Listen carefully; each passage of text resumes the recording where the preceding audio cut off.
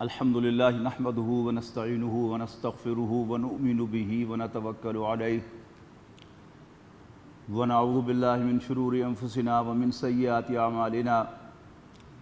من يهده اللہ فلا مضل له ومن يضلله فلا هادی له ونشهد ان لا الہ الا اللہ وحدہ لا شریک له ونشهد ان سیدنا محمدا عبدہ ورسولہ ارسلہ بالہدی ودین الحق لیظہرہ علی الدین کلہ وکفی باللہ شہیدا فصلی اللہ علیہ وسلم تسلیما کثیرا کثیرا اما بعد فاعوذ باللہ من الشیطان الرجیم بسم اللہ الرحمن الرحیم یا ایھا الذین آمنوا اذا نودی للصلاة من یوم الجمعۃ فاسعوا الی ذکر اللہ وذروا البیع ذالکم خیر لکم ان کنتم تعلمون۔ محترم دوستو، بزرگوں، عزیزوں اور بھائیوں، آپ کو یاد ہوگا کہ ہم آج کل خطبہ جمعہ کا مطالعہ کر رہے ہیں کہ نبی اکرم صلی اللہ علیہ وسلم نے خطاب کے لیے جن الفاظ مبارکہ کو پسند فرمایا ان میں کیا حکمتیں ہیں، کیا ایمان کے لیے اس میں موٹیویشن ہے اور کس قدر اس کے اندر نصیحت پائی جاتی ہے کہ اگر ہر جمعے کو اور کچھ بھی ہمیں نہ ملے، ان مضامین کا ہمارے سامنے اعادہ ہو جائے اور بنیادی نصیحت ہم تک پہنچ جائے تو شاید ایک ہفتے کے لیے ہمارے ایمان کو حفاظت حاصل ہو جائے۔ خطبہ جمعہ کا یا کسی بھی خطبے کا سب سے بنیادی رکن اللہ تعالیٰ کی حمد و ثنا ہے، اور اس کے بعد نبی اکرم صلی اللہ علیہ وسلم پر درود و سلام ہے۔ لیکن نبی اکرم صلی اللہ علیہ وسلم کا خطبہ بالعموم، اور خاص طور پر اب تک جو میں نے آپ کو بتایا ہے، وہ نبی اکرم صلی اللہ علیہ وسلم کا پہلا خطبہ جمعہ ہے کہ دوران سفر ہجرت نبی اکرم صلی اللہ علیہ وسلم نے یثرب یعنی مدینہ منورہ میں داخلے سے قبل 2 ہفتے قباء میں قیام فرمایا۔ اسی دوران جمعہ فرض ہوا، آیات نازل ہوئیں، اور جو پہلا جمعہ آپ نے پڑھایا ہے وہ قباء ہی میں پڑھایا ہے، اور اس کا خطبہ ہے جو میں نے دراصل آپ کے سامنے نقل کیا ہے۔ یعنی بنیادی چیزیں تو وہی 2 ہیں، اللہ کی حمد و ثنا ہو، نبی اکرم صلی اللہ علیہ وسلم پر درود و سلام ہو، لیکن اس میں ہر عالم اپنے ذوق کے مطابق، موقع و محل کے مطابق نصیحتیں ایڈ کرتا ہے اور آیات کی تلاوت کرتا ہے۔ تو ہم نے اب تک جو کچھ پڑھا ہے اس میں سب سے پہلے اللہ تعالیٰ کی حمد ہے، نحمدہ ونستعینہ، ہم اسی کی حمد کرتے ہیں اور اسی سے مدد مانگتے ہیں، ونؤمن بہ، اسی پر ایمان رکھتے ہیں، ونتوکل علیہ، اور اسی پر بھروسہ کرتے ہیں، ونعوذ باللہ من شرور انفسنا، اور ہم پناہ مانگتے ہیں اپنے نفس کی شرارتوں سے، ومن سیئات اعمالنا، اور اپنے اعمال کی برائیوں سے، من یہدہ اللہ فلا مضل لہ، جسے اللہ تعالیٰ راستہ دکھا دے، ڈائریکٹ کر دے اپنی طرف، اسے کوئی گمراہ نہیں کر سکتا، ومن یضللہ، اور جس کی گمراہی کو اللہ تعالیٰ کنفرم کر دے کہ اچھا تمہیں گمراہی چاہیے، ہدایت نہیں چاہیے تو دفع ہو جاؤ، تو پھر اسے کوئی راستہ نہیں دکھا سکتا۔ اس کے بعد کلمہ شہادت ہے، نشہد ان لا الہ الا اللہ ونشہد ان محمد رسول اللہ صلی اللہ علیہ وسلم، اور اس کے بعد نبی اکرم صلی اللہ علیہ وسلم پر درود و سلام ہے۔ اس میں کسی بھی انداز سے حضور صلی اللہ علیہ وسلم پر درود بھیجا جا سکتا ہے، وہ آتا ہے۔ اس کے بعد پھر رسول اللہ صلی اللہ علیہ وسلم کی سنت ہے کہ آپ قرآن مجید کا کچھ حصہ تلاوت فرمایا کرتے تھے۔ تلاوت سے پہلے نبی اکرم صلی اللہ علیہ وسلم بھی تعوذ کرتے تھے، جیسا کہ ہم کرتے ہیں اور ہمیں بھی کرنا چاہیے۔ یہ 2 چیزیں ہیں، تعوذ یعنی اللہ تعالیٰ کی پناہ میں آنا، اور اس کے بعد ہے تسمیہ، یہ بسم اللہ پڑھنے کو کہتے ہیں، یعنی اللہ تعالیٰ کا نام لینا۔ ان دونوں میں سے ایک جو ہے وہ فرض ہے ہر دفعہ تلاوت سے پہلے، اور وہ ہے تعوذ، اس لیے کہ نبی اکرم صلی اللہ علیہ وسلم سے خطاب کرتے ہوئے سورۃ النحل میں فرمایا گیا ہے کہ اذا قرأت القرآن فاستعذ باللہ من الشیطان الرجیم، جب بھی تم قرآن پڑھو تو شیطان مردود سے اللہ تعالیٰ کی حفاظت میں ضرور آ جایا کرو، اللہ تعالیٰ کی پناہ ضرور حاصل کر لیا کرو۔ اب یہ خطاب رسول اللہ صلی اللہ علیہ وسلم سے ہے، اور اس پر تمام مفسرین اور اہل علم کا اجماع ہے کہ یہ خطاب رسول اللہ صلی اللہ علیہ وسلم کے واسطے سے میرے اور آپ سے سب لوگوں سے ہے کہ جب بھی قرآن پڑھیں شیطان مردود سے اللہ تعالیٰ کی پناہ ضرور حاصل کریں۔ اس کے بعد ہم بسم اللہ پڑھتے ہیں عام طور پر، لیکن قرآن مجید میں بسم اللہ کا حکم صرف ایک مرتبہ آیا ہے قرآن مجید سے پہلے، یعنی پہلی آیت جو نازل ہوئی ہے، بلکہ پہلا کلمہ جو نازل ہوا ہے وہ کیا ہے؟ بسم اللہ، اقرا بسم ربک، یعنی پڑھ اپنے رب کے نام سے۔ اس کی بنیاد پر احناف کی رائے یہ ہے کہ قرآن مجید کی تلاوت سے پہلے بسم اللہ پڑھنا تو سنت ہے، لیکن تعوذ یعنی اعوذ باللہ پڑھنا فرض ہے۔ نوٹ کرنے کی بات یہ ہے کہ قرآن مجید ایک اچھا عمل ہے، بلکہ شاید سب سے اچھا عمل ہے۔ قرآن مجید پڑھنے سے اچھا بھی کوئی عمل ہے قرآن مجید کی تلاوت سے، یعنی جو کچھ بھی پڑھا جا سکتا ہے، ریسائٹ کیا جا سکتا ہے، ان میں سب سے بہترین پڑھنا، سب سے بہترین تلاوت جو ہے وہ قرآن مجید کی تلاوت ہے۔ لیکن عام معمول ہمارا یہ ہوتا ہے کہ جب بھی کوئی بہت زیادہ غیر معمولی برائی کا تذکرہ ہو تو اس پر ہم اعوذ باللہ کہتے ہیں، الاعیاذ باللہ، اللہ کی پناہ۔ لیکن قرآن مجید تو اچھا کام ہے، تو یہاں پر شیطان سے پناہ مانگنے کی ضرورت کیوں ہے؟ آج ہم سب سے پہلے اسی کو لیتے ہیں کہ قرآن مجید کی تلاوت سے پہلے اعوذ باللہ پڑھنے کا حکم کیوں دیا گیا ہے۔ شیطان کا تعارف پہلے تھوڑا سا میں کروا دوں کہ قرآن مجید میں یہ بات واضح طور پر فرمائی گئی ہے کہ کان من الجن ففسق عن امر ربی، شیطان جنوں میں سے تھا لیکن اس نے اپنے رب کے حکم سے بغاوت کی، ففسق عن امر ربی، لیکن اس نے اپنے رب کے حکم سے بغاوت کی۔ شیطان جنوں میں سے تھا اور بہت نیک اور بہت اللہ کا ذکر کرنے والا اور بہت علم والا تھا۔ تینوں چیزیں نوٹ کیجئے، بہت نیک، اللہ تعالیٰ کی بہت زیادہ عبادت کرنے والا، اور اللہ تعالیٰ کو بہت زیادہ یاد کرنے والا، اور بہت علم والا تھا۔ لہٰذا اللہ تعالیٰ نے جن ہونے کے باوجود اس کو آؤٹ آف ٹرن پروموشن دی اور اسے 2 سٹیپ اونچا کر دیا۔ پہلے تو اسے فرشتوں میں شامل کر دیا جن ہونے کے باوجود۔ فرشتے کیا ہیں؟ وہ نوری مخلوق ہیں۔ بخاری شریف کی صحیح حدیث کے مطابق اللہ تعالیٰ نے فرشتوں کو نور سے پیدا کیا، اور قرآن مجید کی آیت میں نے آپ کو سنا دی کہ کانا من الجن، اور سورہ الرحمن میں فرمایا کہ جنات کو اللہ تعالیٰ نے آگ سے پیدا کیا۔ تو یہ آگ سے پیدا ہونے والا جن تھا، بہت عبادت گزار، بہت اللہ تعالیٰ کو یاد کرنے والا، اور بہت نیک اور پارسا تھا۔ اللہ تعالیٰ نے اس کو آؤٹ آف ٹرن پروموشن دی،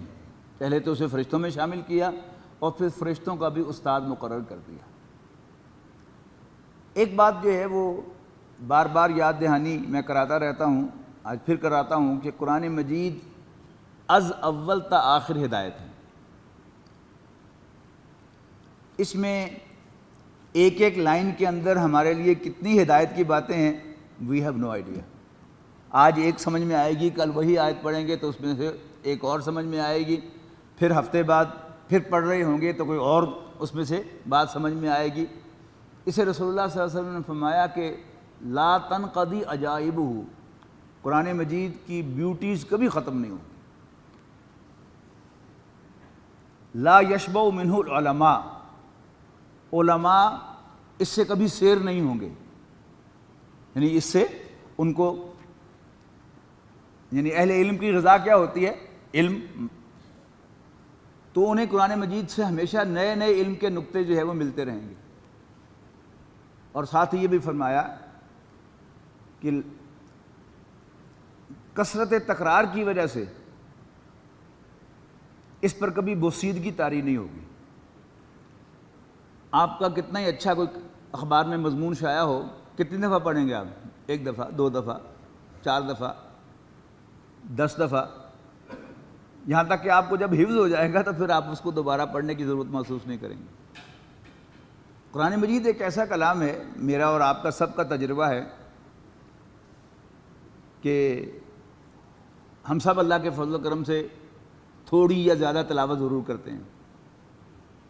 اور ایک سے زائد نہیں بلکہ سینکڑوں مرتبہ ہم نے قرآن مجید کی تلاوت کا راؤنڈ مکمل کیا ہوگا، لیکن ابھی تک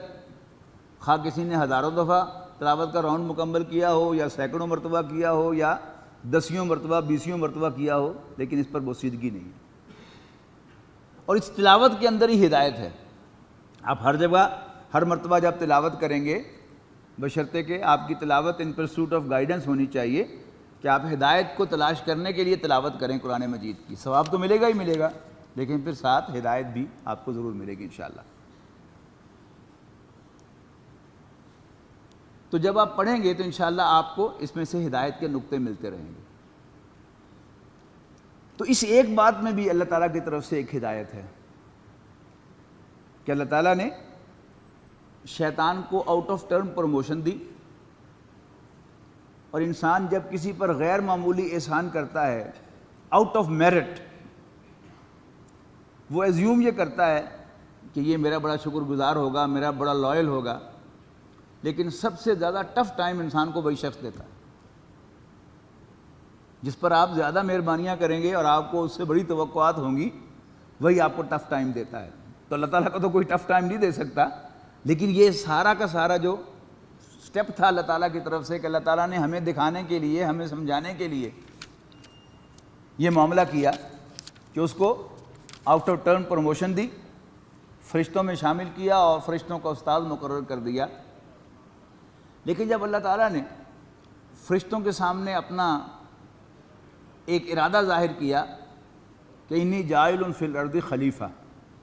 کہ میں زمین میں ایک نائب بنانے والا ہوں، اور ظاہر ہے قرآن مجید نے اتنی بات کہی ہے، لیکن ظاہر ہے کہ یہ ایک لفظ میں تو نہیں بات ہوئی ہوگی، اللہ تعالیٰ نے سارا پلان ڈسکلوز کیا ہوگا فرشتوں کے سامنے، نیچر بتائی ہوگی کہ میں اس کو آزاد پیدا کروں گا، اس میں نیکی کا جذبہ بھی ہوگا اور برائی کی خواہش بھی ہوگی، اور وہ خود چوز کرے گا کہ یہ راستہ ٹھیک ہے، میں یہ اختیار کروں۔ تو فرشتوں نے، جو اللہ تعالیٰ نے ان کو سمجھ عقل بوجھ دی تھی، اس کو سب سے زیادہ دی تھی، انہوں نے انفر کر لیا کہ یہ فساد مچائے گا زمین پر، لیکن اللہ تعالیٰ نے ان سے کہا کہ انی اعلم ما لا تعلمون، میں وہ جانتا ہوں جو تم نہیں جانتے۔ اور یہ اصل میں کیا چیز ہے کہ باپ چھوٹے بچے کو، بیٹے کو، دادا پوتے کو، بڑا بھائی چھوٹے بھائی کو بازار سے لا کر کوئی چیز دیتا ہے، بسکٹ کا پیکٹ دیا یا کوئی کینڈی دی، اور جب بچہ مزے سے کھا رہا ہو تو پھر وہ بچے سے تقاضا کرتا ہے، بیٹا ایک بسکٹ مجھے بھی چکھا دو۔ اب اس نے خود لا کر دیا، اسے چھین بھی سکتا ہے، لیکن جو مزہ بچے سے مانگنے کا ہے وہ اسے چھیننے کا بھی نہیں ہے اور نہ لا کے دینے کا بھی مزہ نہیں ہے۔ تو اللہ تعالیٰ نے انسان کو چوائس دیا، تو اللہ تعالیٰ نے کہا کہ میں جو چاہتا ہوں وہ میں جانتا ہوں، تم نہیں جانتے۔ لیکن بہرحال باقی سب فرشتوں نے تو اللہ تعالیٰ کے اس فیصلے کو قبول کر لیا. لیکن یہ جو اصلاً جن تھا، جس کو اللہ تعالیٰ کا زیادہ شکر گزار ہونا چاہیے تھا باقی فرشتوں کے مقابلے میں، اس نے اس فیصلے کو تسلیم نہ کیا. اللہ تعالیٰ نے آدم علیہ السلام کا جسم بنایا، اس کی نوک پلک سواری، اس کے اندر یہ اختیار پیدا کیا کہ اپنے فری چوائس کے ساتھ چاہے تو اللہ کا شکر گزار بنے، چاہے تو ناشکرہ بنے. پھر اس میں روح پھونکی اور فرشتوں سے کہا کہ اب اس کے سامنے سجدہ کرو، اس کی سپریمیسی کو تسلیم کرو، اس کو افضل مانو، اپنے سے اشرف مانو، زیادہ شرف والا مانو. سب فرشتوں نے سجدہ کر لیا، لیکن یہ جو نقلی فرشتہ تھا، اصل میں تو جن تھا، اس نے سجدہ کرنے سے انکار کر دیا. اللہ تعالیٰ نے اس سے جواب طلبی کی. سورہ اعراف میں الفاظ آئے ہیں، ما قال ما منعک الا تسجد اذ امرتک. اللہ تعالیٰ نے پوچھا کہ جب میں نے تمہیں حکم دیا تھا سجدہ کرنے کا تو تمہیں کس چیز نے سجدہ کرنے سے روک دیا؟ قال انا خیر منہ. تو شیطان کہنے لگا کہ میں اس سے بہتر ہوں. خلقتنی من نار و خلقتہ من طین. تو نے مجھے آگ سے پیدا کیا، آگ سپیریئر ہے، it's from the world of energy. وخلقتہ من طین، اور اسے مٹی سے پیدا کیا، ہی از جسٹ میٹیریل. قال، اللہ تعالیٰ نے فرمایا کہ اسٹیپ ڈاؤن، اتر جاؤ، تو گھٹیا حرکت کرنے والوں میں سے. قال فاہبط منہا فما یکون لک ان تتکبر فیہا. میں نے تمہیں جس مقام پر رکھا تھا اس مقام پر ہوتے ہوئے تمہیں زیب نہیں دیتا تھا کہ تو تکبر کرتا. لہذا اسٹیپ ڈاؤن، اور تو گھٹیا حرکت کرنے والوں میں سے. تو شیطان نے کہا قال انظرنی الی یوم یبعثون. اے اللہ مجھے اس دن تک موقع دے جب تو انہیں دوبارہ اٹھائے گا قیامت کے دن، کہ میں اپنا پوائنٹ ثابت کروں کہ انسان اس مقام و مرتبے کا اہل نہیں ہے جو تو نے اس کو عطا کیا ہے. اللہ تعالیٰ نے فرمایا انک من المنظرین، جہاں تمہیں مہلت دی جاتی ہے. اس کے بعد شیطان نے بڑے چیلنجنگ انداز میں اللہ تعالیٰ سے کہا قال فبما اغویتنی. اے اللہ جس کو عزت دینے کے لیے، جس کو اونچا مقام عطا کرنے کے لیے تو نے مجھے راستے سے ہٹایا ہے، لأقعدن لہم صراطک المستقیم. اب میں بھی ان کا شکار کرنے کے لیے تیرے صراط مستقیم پر، تیرے سیدھے راستے پر مورچہ بندی کروں گا. اب وہ قرآن مجید کا وہ سیدھا راستہ قرآن مجید ہی تو ہے. سورہ فاتحہ میں ہم اللہ تعالیٰ سے دعا کرتے ہیں نا، اوپننگ سورہ سورہ فاتحہ ہے، اس میں ایک دعا تلقین کی گئی ہے اہدنا الصراط المستقیم، اے اللہ ہمیں سیدھا راستہ دکھا. اور اس کا جواب جو ہے وہ پھر پورا قرآن مجید ہے، ذالک الکتاب لا ریب فیہ ھدی للمتقین.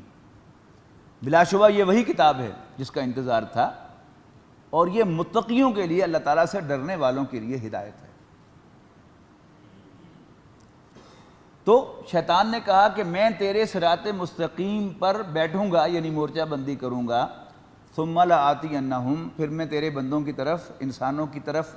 بڑھوں گا، یعنی ان پر حملہ آور ہوں گا. من بین ایدیہم، ان کے سامنے سے، ومن خلفہم، اور ان کے پیچھے سے، وعن ایمانہم، اور ان کے دائیں سے، وعن شمائلہم، اور ان کے بائیں سے. ولا تجد اکثرہم شاکرین، اور تو ان میں سے اکثر کو شکر گزار نہیں پائے گا. یہ شیطان کا چیلنج ہے کہ میں تیرے صراط مستقیم پر مورچہ بندی کروں گا، اور پھر ان پر حملہ آور ہوں گا آگے پیچھے دائیں اور بائیں سے. اس کا یہ مطلب نہیں کہ وہ صرف 4 ہی حملے کرے گا، وہ اوپر سے، نیچے سے، اور ترچھی سمتوں میں، اور قدم قدم پر حملے کرے گا. لہذا ہم تاریخ اسلام میں دیکھتے ہیں کہ جو بڑے بڑے نام ہیں گمراہوں کے، ایک تو نا کفار جو پہلے سے ہی اسلام کے مخالف جگہ پر بیٹھ کر اسلام کی مخالفت کرتے رہے یا اسلام کو نقصان پہنچانے کی کوشش کرتے رہے، ان کے علاوہ جو لوگ اسلام کے شرف سے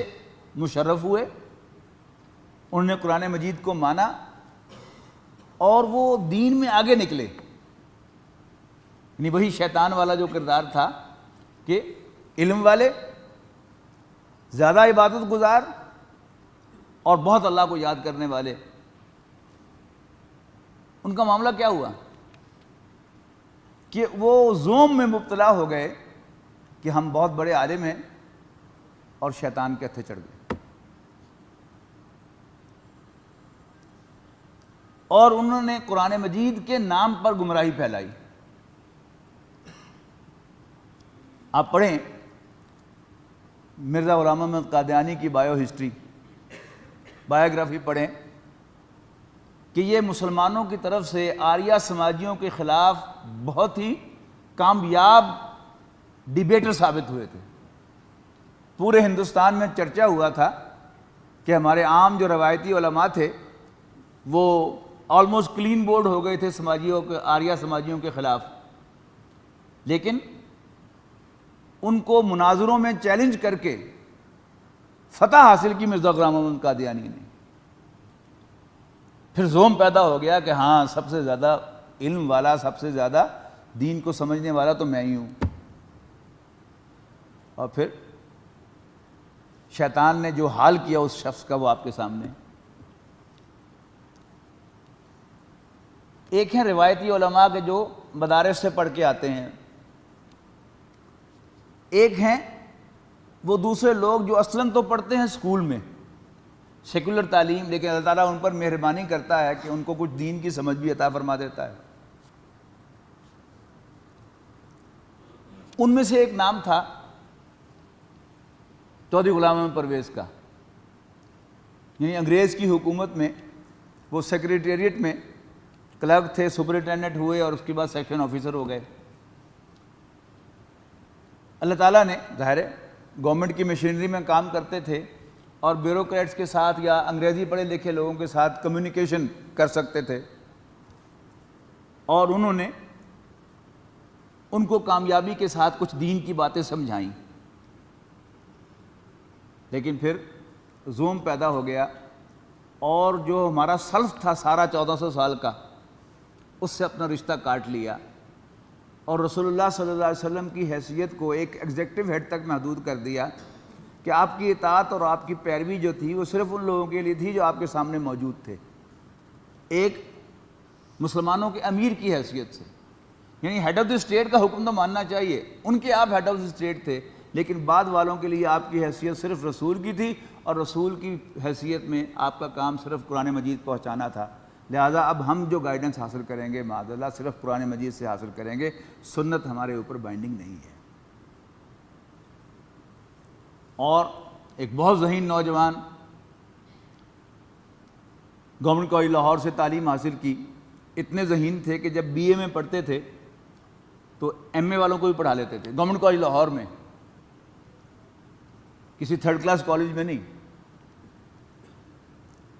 بچپن میں اپنے گاؤں میں جو مسجد کے مولوی صاحب تھے انہوں نے ان کو عربی وغیرہ بڑی اسٹرانگ پڑھا دی تھی۔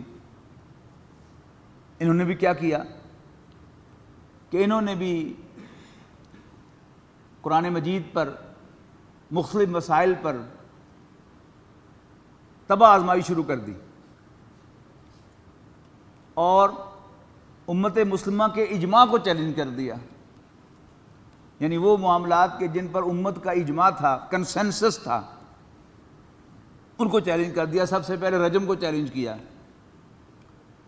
کہ امت میں 1400 سال تھے، رجم کی سزا جو ہے یہ حد شمار ہوتی تھی۔ قرآن مجید میں اگرچہ اس کا ذکر نہیں ہے، لیکن ظاہر ہے رسول اللہ صلی اللہ علیہ وسلم کو دین میں ایک شارع کی حیثیت حاصل ہے،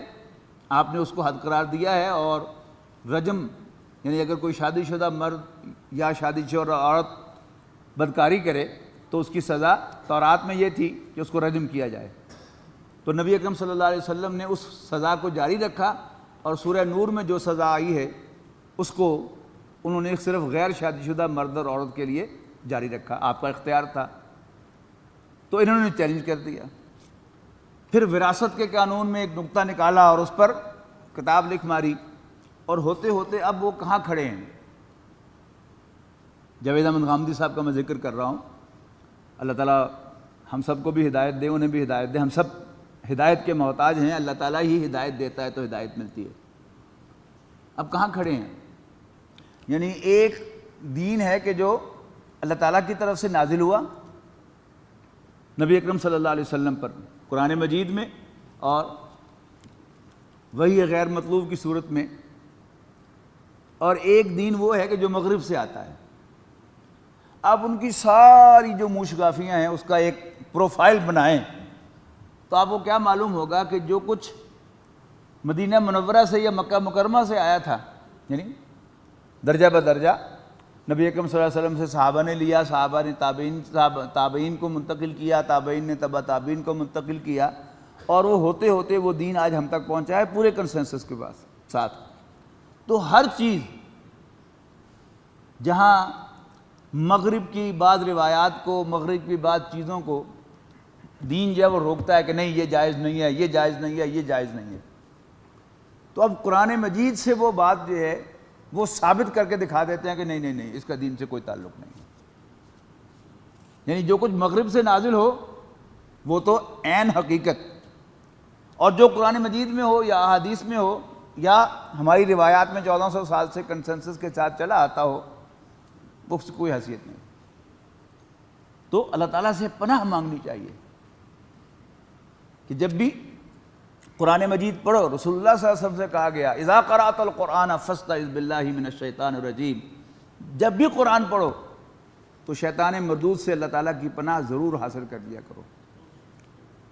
اللہ تعالیٰ کے فضل و کرم سے جب بھی مجھے یہ نقطہ جب سے کلک ہوا ہے تو میں درس قرآن دیتے ہوئے پہلے روٹین میں بلند آواز سے اعوذ باللہ من الشیطان الرجیم بسم اللہ الرحمن الرحیم پڑھتا ہوں۔ تلاوت کے بعد کبھی آپ غور کریں، درس قرآن میں دے رہا ہوں تو تلاوت کے بعد میں کچھ دیر کے لیے خاموش ہوتا ہوں اور میں دل میں دوبارہ تعوذ پڑھتا ہوں، ارنسٹلی پڑھتا ہوں اللہ تعالیٰ کے سامنے، یعنی اسپیشل درخواست کرتا ہوں کہ یا اللہ مجھے شیطان مردود سے بچانا۔ تو خطبے میں بھی آپ دیکھتے ہیں کہ خطبے کے یہ مسنون الفاظ ادا کرنے کے بعد میں کہتا ہوں فاعوذ باللہ من الشیطان الرجیم، تو میں اللہ تعالیٰ کی پناہ میں آتا ہوں شیطان مردود سے، اس لیے کہ میں نے اب قرآن مجید کی کوئی آیات تلاوت کرنی ہوتی ہے۔ مردود کسے کہتے ہیں؟ رجیم، رجم کیا گیا۔ رجم کیا ہوتا ہے؟ پتھر مار مار پر کسی کو ہلاک کرنا، اسے کہتے ہیں رجم کرنا۔ شیطان الرجیم یعنی دھکے مار مار کر، پتھر مار مار کر دھتکارا گیا، جس کو اردو ترجمہ کرتے ہیں مردود، رد کیا گیا۔ تم اعوذ باللہ من الشیطان الرجیم کا مطلب ہے میں اللہ تعالیٰ کی پروٹیکشن میں آتا ہوں شیطان مردود سے۔ تو قرآن مجید جب ہم پڑھیں تو دل کی گہرائیوں سے اللہ تعالیٰ سے پناہ مانگنی چاہیے کہ اللہ تعالیٰ قرآن مجید کا صحیح مفہوم ہمیں سمجھائے۔ یعنی مارکیٹ میں کئی مفہوم اویلیبل ہیں، اب تو نیٹ پر آپ کو ہر چیز جو ہے مل جائے گی، لیکن آپ کو کون سی بات کلک کرے، اس کے لیے اللہ تعالیٰ سے دعا مانگنے کی ضرورت ہے کہ یا اللہ میں ہدایت کے لیے قرآن مجید پڑھ رہا ہوں، تو مجھے ہدایت دینا۔ پھر قرآن مجید کے آداب جو 1400 سال سے چلے آتے ہیں، اور یہ سارے جدید مفکرین جتنے ہیں، مسٹر مفسرین جو ہیں، یہ اس کو چیلنج کرتے رہتے ہیں کہ نہیں نہیں قرآن مجید پڑھنے کے لیے وضو کرنا ضروری نہیں ہے،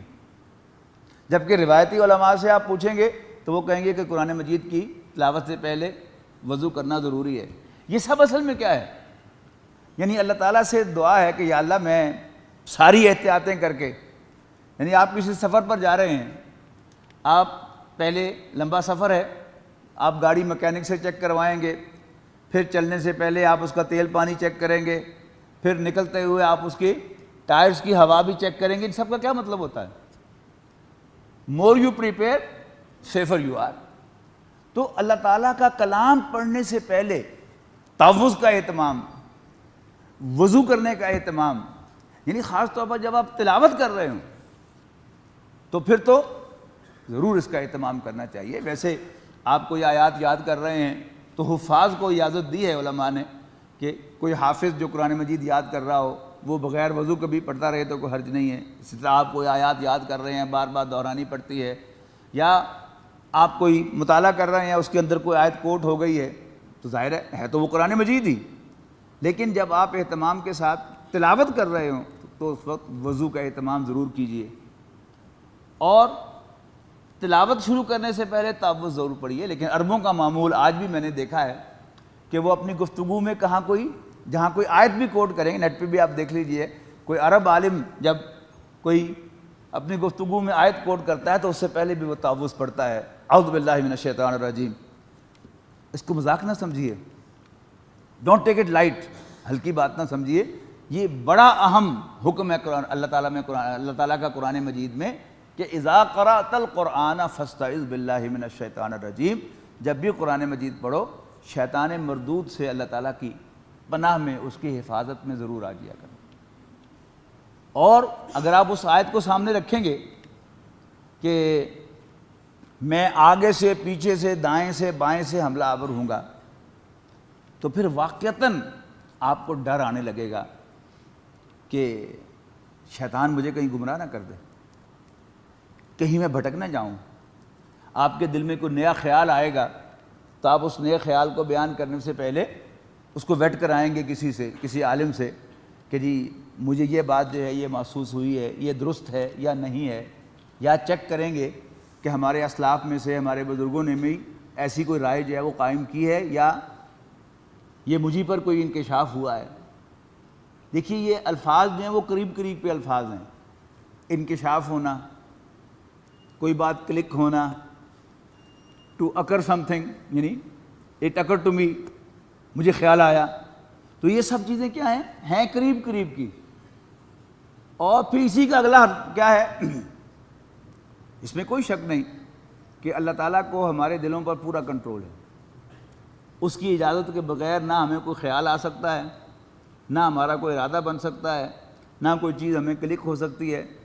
اس کی اجازت چاہیے۔ لیکن اسی کی اجازت شیطان نے بھی حاصل کی ہوئی ہے کہ وہ میرے آپ کو سب کو گمراہ کر سکتا ہے، تو وہ بھی تو اس کی اجازت سے ہے نا۔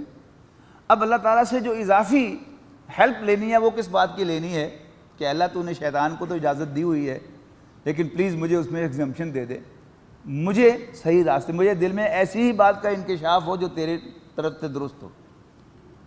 ورنہ جو بھی خیال کسی بھی انسان کو آتا ہے اس پر انسان کو بڑا یقین ہوتا ہے، اس لیے کہ جیسے ہر شخص اپنی اولاد سے پیار کرتا ہے تو ذہنی انکشاف کو بھی برین چائلڈ اس لیے کہا جاتا ہے کہ اس سے انسان کو ایسے ہی محبت ہوتی ہے جیسے اس کو اپنی اولاد سے ہوتی ہے۔ تو جو بھی مجھے کلک ہو، جو بھی میرے ذہن میں خیال آئے، قرآن مجید کا جو بھی مفہوم ہے اللہ میرے دل میں آئے، وہ وہی مفہوم ہو جو تیرا مفہوم ہے، جو تو کہنا چاہتا ہے وہی مجھے کلک ہو۔ تو اس کو بہت ہی زیادہ اہتمام کے ساتھ اور واقعی اللہ تعالیٰ سے استدعا کرتے ہوئے تعوذ پڑھنا چاہیے، اور ویسے بھی اپنی زندگی میں کوشش کریں اس کا معمول بنانے کی۔ خاص طور پر جب بھی آپ کو محسوس ہو کہ آپ نیک ہو گئے ہیں، تعوذ کیجیے، اس لیے کہ یہیں سے آغاز ہوتا ہے۔ یعنی 4 دن انسان نمازیں باجماعت تکبیر اولیٰ کے ساتھ پڑھ لے تو شیطان اس کو یہ تاثر دیتا ہے کہ یہ ساری دنیا کا نظام جو ہے یہ تیرے بل پر قائم ہے، تو بہت نیک آدمی ہے، اور تو مر گیا تو شاید یہ دنیا ہی ختم ہو جائے، یا شاید اسلام ہی دنیا سے چلا جائے، کچھ بھی نہیں ہوتا، یہ چمن یوں ہی رہے گا اور ہزاروں جانور اپنی اپنی بولیاں سب بول کر اڑ جائیں گے۔ لیکن ذرا آپ اپنے گریبان میں جھانکیں کہ جب بھی آپ کا نیکی کی طرف رجحان ہوتا ہے تو شیطان آپ کے دل میں الا ماشاء اللہ اللہ تعالیٰ کی مہربانی ہو تو آپ بچ جائیں گے، ورنہ یہ خیال آپ کے دل میں ضرور آئے گا کہ میں بہت نیک آدمی ہوں اور یہ سارا کائنات کا وجود جو ہے وہ میرے بل پر قائم ہے۔ نبی اکرم صلی اللہ علیہ وسلم جو یقیناً اس کائنات کے وجود کا ایک بنیادی مقصد مانے جاتے ہیں کہ اللہ تعالیٰ نے انسان کو تخلیق کیا اور یہ سب کچھ جو ہے وہ انسان کے لیے بنایا، لیکن انسان اپنے کلائمیکس کو کب پہنچا؟ نبی اکرم صلی اللہ علیہ وسلم کی شکل میں. یعنی جو بہترین اللہ تعالیٰ نے انسان پیدا کرنا تھا، یعنی اسٹیپ بائی سے آہستہ آہستہ آہستہ آہستہ آہستہ، تو جہاں جا کر اللہ تعالیٰ کی وہ تخلیق اپنے انتہا کو پہنچی، وہ کون ہے؟ وہ نبی اکرم صلی اللہ علیہ وسلم ہے. اور نبی اکرم صلی اللہ علیہ وسلم اس دنیا سے چلے گئے، لیکن یہ دنیا چلتی رہی. تو یہ چمن یوں ہی رہے گا اور ہزاروں جانور اپنی اپنی بولیاں سب بول کر اڑ جائیں گے. تو جب بھی آپ کو احساس ہو کہ میں بہت نیک آدمی ہوں، میرا اللہ کی نظر میں بڑا اونچا مقام ہے، یہ زمین، یہ آسمان، یہ دنیا میرے بل پہ چل رہی ہے، تو ایک تکلیف کیا کیجئے، ہمت کر کے میرا یہ بات جو ہے وہ پلے باندھ لیجیے، تعوذ پڑھیے فوراً، کہیے اعوذ باللہ من الشیطان الرجیم. انشاءاللہ آپ کو اپنی خامیاں، اپنی کوتاہیاں فوراً نظر آنی شروع ہو جائیں گی. اس لیے کہ جب شیطان انسان کو جبھا مار لیتا ہے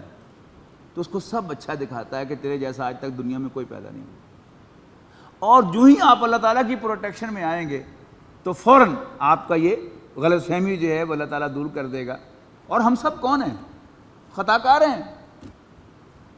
روز ہم سے ان گنت خطائیں ہوتی ہیں، لیکن شیطان ہمیں دھوکے میں مبتلا کرنے کی کوشش کرے گا کہ ہم اس زوم میں آ جائیں کہ ہم بہت نیک ہیں، شاید ہم سے کوئی برائی کبھی ہوئی نہیں اور یہ دنیا ہمارے بل پر قائم ہے. تو خطبے میں تلاوت سے پہلے اور ویسے بھی تلاوت سے پہلے تعوذ کا اہتمام کرنا چاہیے. شیطان مردود سے اللہ تعالیٰ کی پروٹیکشن حاصل کرنی چاہیے. آخر دعوانا ان الحمدللہ رب العالمین. الذين آمنوا وتطمئن قلوبهم بذكر الله